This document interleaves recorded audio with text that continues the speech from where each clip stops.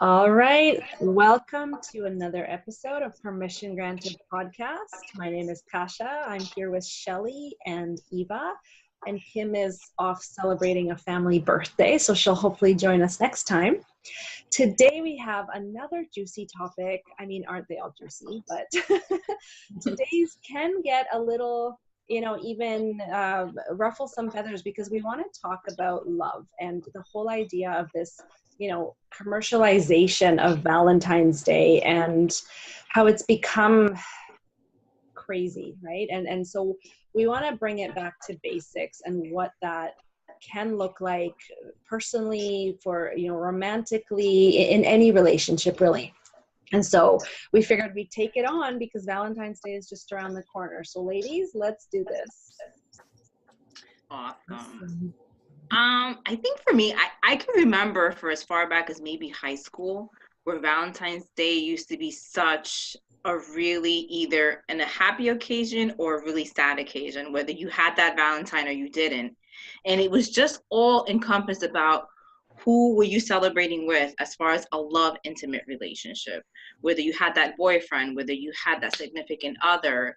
And it always seemed to be something that I carried through with me almost my entire life. And it wasn't, I think, until I had my son, where I realized that love in essence is more than what you get from others, but also what you receive within yourself. And I think the love that I had, not only for myself, but for my son when he was born, really opened my eyes that love is just more than that intimate person that you're with. Love is in so many relationships and in so many places, and support from so many other people. Because when you have a kid, all the people that were flooding into support when I was, those first couple of weeks with an infant, you don't know. I mean, until your mother's instinct starts to kick in, you rely on that support and that loving nurture side from other people that are willing to participate. So that for me is when I started to really look at Valentine's Day in a different eye.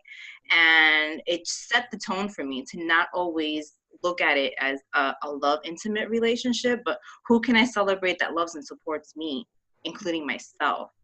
Yeah, for sure. I love that. And I'm just listening to you and I'm thinking about it. And, I never really participated in the box that they put that in. Even in high school and stuff, I really didn't participate in the idea that Valentine's Day kind of gives you the instruction cards as to how does love look, and it's so ridiculous that we feel like we need to fit into this cookie cutter. And, if we don't have a romantic partner, or if we don't receive chocolates or a certain gift on a special day. My husband likes to cook me a nice dinner because he knows how much I appreciate that. And there's my favorite dinner. That's what he does when he wants to lift me up. And it means so much more on days where I am sad or emotional or having a hard time, and he will cook that for me just to help me feel better, rather than because it was a special day. I told him years ago, stop getting me roses. Yes, why are you spending so much? And I love roses, they're beautiful, but don't spend money on roses. Come spend time with me. And I think that it's really important that we get to define how we want to be loved, and that self-love is really where you learn that, right? So giving that to yourself first, and then looking at all the ways that you receive that from people and how you appreciate those things in those ways. That's so important, especially I love what you said, Shelly, about the looking at what you're receiving rather than what you're not receiving. My husband and I have boycotted Valentine's since the beginning, and we would do random days where he would get me flowers, or I would get him, a card or something, or like you're saying, just spending time. And so for us, it's like a joke. Oh, it's Valentine's Day. What do we do? And, and it goes back to the usual, nothing. Don't you dare pay for roses, right? Because of course they jack the price 3 times or whatever. And absolutely. And prey on people's insecurities. And I don't respect that at all about the whole commercial enterprise. And definitely it's another day in the year where it's a good reminder, right?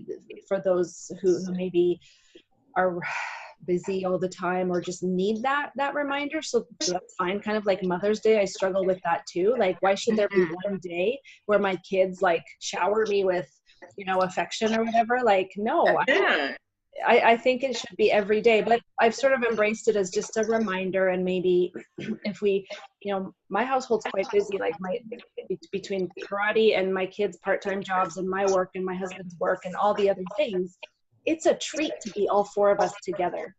And if it happens to fall on one of those days, great. If not, we do it some other time. Yeah, there. I love that. We do the same thing too. We boycotted a lot of those traditional Hallmark box you in type of holidays. Valentine is one of them, Mother's Day, Father's Day. We kind of encompassed in our family to learn to love and appreciate every day. And we pick and choose when we want to celebrate each other that don't necessarily have to be on random holidays, even as far as like our birthdays and things of that sort. And we love being very creative and spontaneous on times and occasions that we choose to do simple things. Even if it's like movie night, at a random Saturday night, we decide that we all want to stay in and cuddle in one blanket and make popcorn and watch the movie of the night.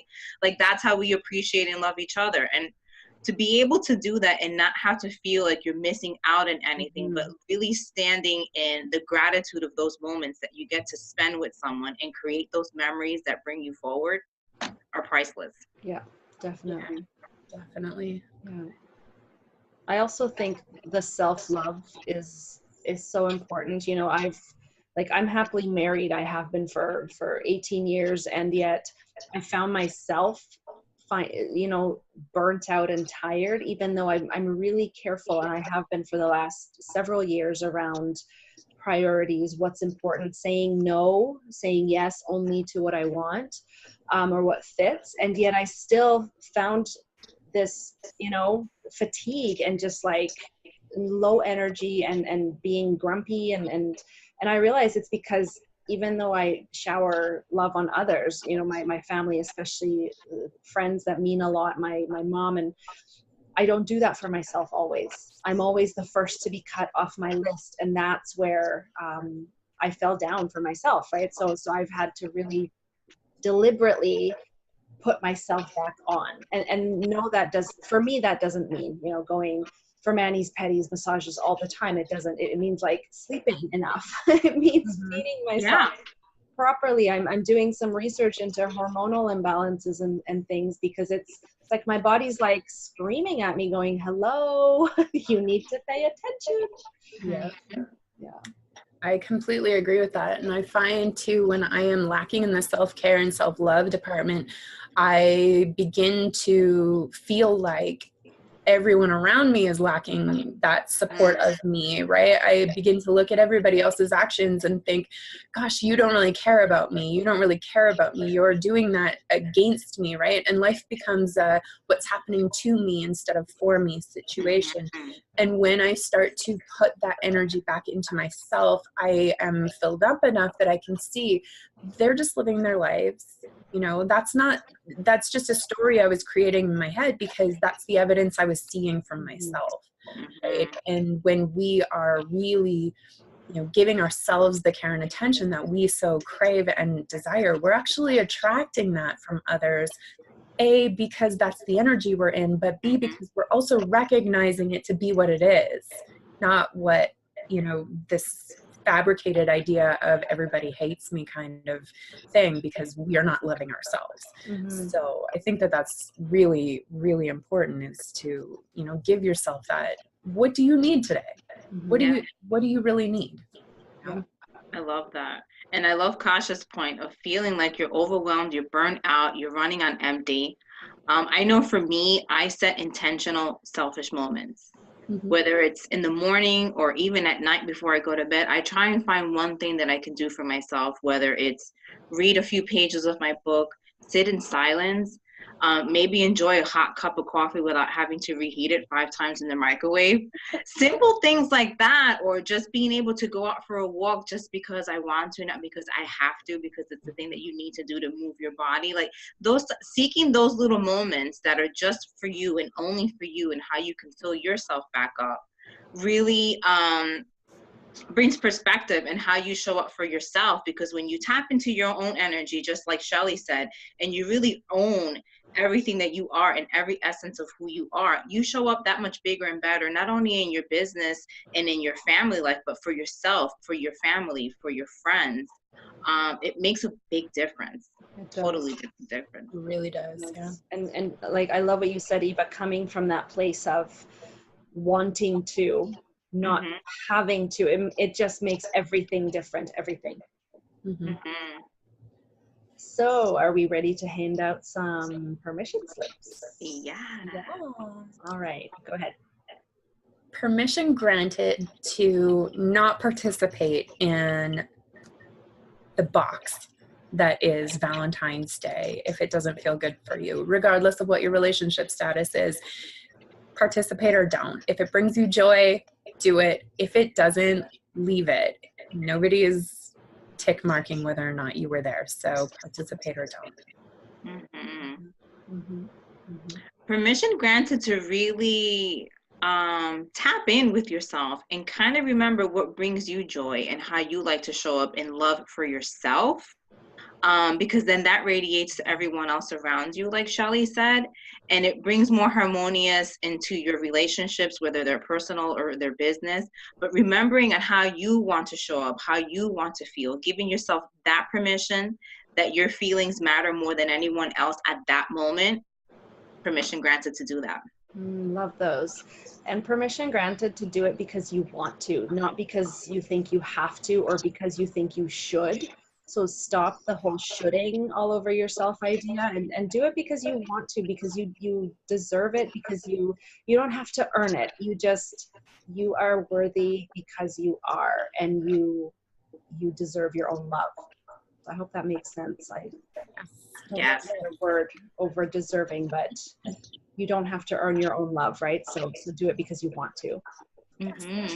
All right, so please hit subscribe to our channel, and below there's a link to our permission granted manifesto, which is a whole bunch of power statements that we put together that we live by. So we encourage you to download it, print it out, stick it on your mirror, stick it wherever you're going to be reminded to read it every day and really live from that place of empowerment and being unapologetically the leader in your own life. That's what this is all about. And of course, if you have comments, if you agree with us, disagree with us, we would love to hear from you. And if you think this is valuable, share it with a friend or tag a friend, and spread the word, spread the love. We will see you again next time. Have an awesome rest of your month and week and day. Bye.